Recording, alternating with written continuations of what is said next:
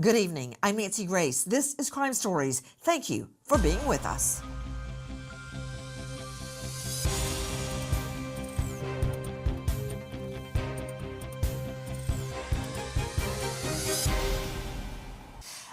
I want to go back to Christina Aguayo joining us, national news anchor. Isn't it true, Christina, that just a few months before he was gunned down in the street, Brian Thompson issued a very chilling warning to the UnitedHealthCare executives about the way that the industry was portrayed and actually pushed measures to change the way healthcare was working? That's absolutely right. And we found that out just recently by the parent company of United Healthcare.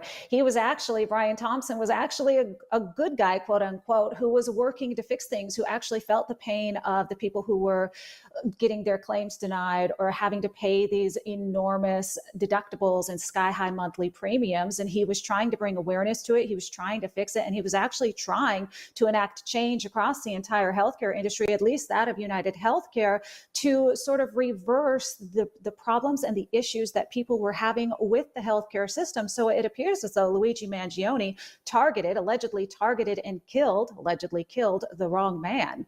It's really bizarre. It seems like he got it backwards while he was lying on the beach in Hawaii hatching his murder plan, and picks out Brian Thompson, Christina. And I want to get these words exactly correct.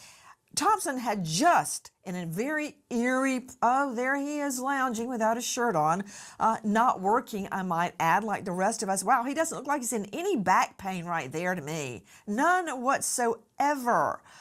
Oh, there he is running on the beach. In many shots, I see him lounging with Hawaiian beauty, scantily clad. Oh, there he is again. No problem, no indication of any pain whatsoever. But that's a whole nother can of worms. Just before being gunned down, Thompson was urging executives to focus on steps to eliminate out-of-pocket costs for life-saving drugs. He understood, quote, the public's frustration with what they perceived as the company's actions, actively articulating a vision that helped educate and help people understand what the company was doing, and so on and so on. But the point is, he had been urging the other healthcare executives to focus on taking steps to get rid of out-of-pocket costs for consumers.